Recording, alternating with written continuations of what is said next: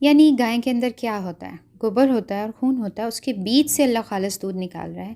ان آیات میں صحابہ کی زندگی کی مثال ہے کہ صحابہ جن حالات اور ماحول میں صحابہ نے اسلام قبول کیا، ان کے ارد گرد کیا تھا؟ غلاظت ہی تو تھی، خباثت تھی، نجاست تھی، اور اس تمام خباثت اور نجس کے بیچ میں سے اللہ ایک خالص قوم اٹھاتا ہے۔ یعنی اس قرآن کا یہ اثر ہے کہ جتنے مرضی برے ماحول میں ہو انسان، وہ اس میں رہتے ہوئے بھی صاف ہو سکتا ہے، خالص ہو سکتا ہے۔ پھر اللہ انگور کی مثال دیتا ہے کہ اس سے اچھا مشروب بھی نکل سکتا ہے اور شراب بھی۔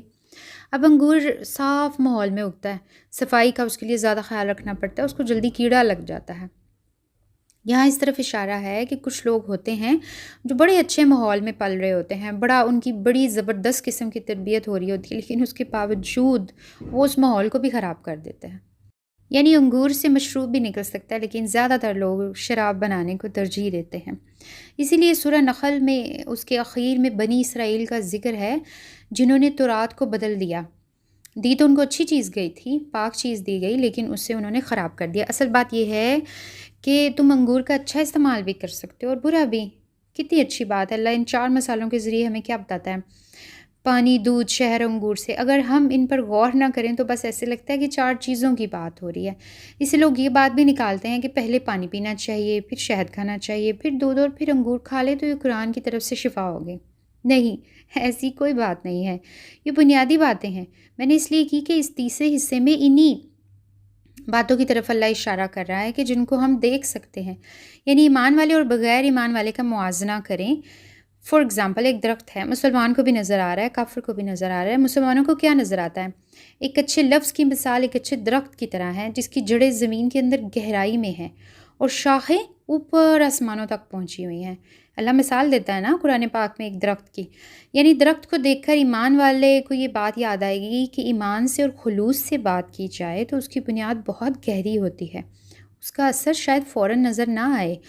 آپ ایک پودا زمین میں لگائیں، ہو سکتا ہے آپ کی زندگی میں وہ باہر نظر نہ آئے، لیکن سالوں بعد اس میں سے آپ نے کوئی اچھی بات کی ہوئی ہے تو آپ کے جانے کے بعد اس کا اثر آئے، وہ درخت نکل آئے اور اس کی شاخیں اوپر تک پہنچی ہوں۔ یعنی اللہ اتنی برکت لگا دے، یعنی آپ نے کوئی اچھا کام کیا ہے تو ہو سکتا ہے آپ کو اپنی زندگی میں اس کا نظر نہ آئے، کوئی اجر، کوئی صلہ، کوئی بدلے میں ریٹرن نہ ملے، لیکن ہو سکتا ہے آپ کے جانے کے بعد آپ کی اولادوں ان سے فائدہ اٹھائیں اور اتنی برکت دے کہ اللہ صدقہ جاریہ اس کو بنا دے آپ کے لیے۔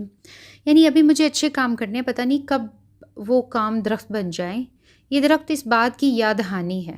ہر ایک کو شاید وہ ایک درخت ہی نظر آ رہا ہو، لیکن ایمان والے کو اس میں پورا خطبہ اللہ کا یاد آ رہا ہوتا ہے، پورا آواز، پوری نصیحت۔ قرآن پتہ ہے کیا کرتا ہے؟ ہمارا پورا نقطۂ نظر بدل دیتا ہے۔ چیز ہر کوئی دیکھتا ہے، جیسے اللہ قرآن پاک میں کہتا ہے ان کے دل تو ہیں، دلوں سے سمجھتے نہیں۔ لوگ اعتراض کرتے ہیں کہ سمجھنے کا کام تو دماغ کا ہے، دل کی بات کیوں ہو رہی ہے؟ جو بات میں نے آپ سے کی دماغ کی بات تھی یا دل کی؟ دماغ سے تو ہم یہ سمجھیں گے کہ اس درخت کی عمر کیا ہے، کس ماحول میں بڑھا، اس میں کس قسم کے پھل لگتے ہیں یا کیسے پھل لگتے ہیں۔ دل کی بات یہ ہوئی کہ اس میں روحانی درس کیا مل رہا ہے، اس میں نشانی کیا ہے۔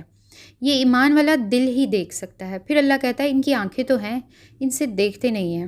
آنکھیں ہیں اور دیکھتے نہیں، اس کا کیا مطلب؟ جو دیکھنے کی چیز ہے وہ نہیں دیکھ رہے، باقی سب تو دیکھ رہے ہیں۔ باقی فار ایگزامپل جو میں اور آپ دیکھ رہی ہوں، ہر کوئی وہ دیکھ رہا ہے، لیکن انسان جب ان آیات پر غور کرنا شروع کر دے تو اس سے جو نظر آنا شروع ہو جاتا ہے کسی اور کو نظر نہیں آتا، اس کا دیکھنے کا زاویہ ہی بدل جاتا ہے۔ اس چیز کو مد نظر رکھ کر سورہ یاسین کے تیسرے حصے کا مطالعہ انشاءاللہ نیکسٹ ویک کریں گے، کیونکہ ان مثالوں کے تھرو کافی ٹائم لگ چکا ہے، تو ہم اس کو نیکسٹ ٹائم سمجھنے کی کوشش کریں گے۔ اور آج کے بعد قرآن میں انشاءاللہ جو مثالیں دی ہوئیں گی ان پہ تھوڑی سی گہرائی میں ہم غور کیا کریں گے کہ اللہ تعالیٰ یہ مثال کیوں دے رہا ہے۔ ڈیفینیٹلی وہ مثالیں ہمارے لیے دی جا رہی ہیں، ہمیں ہی کمپیئر کیا جا رہا ہے۔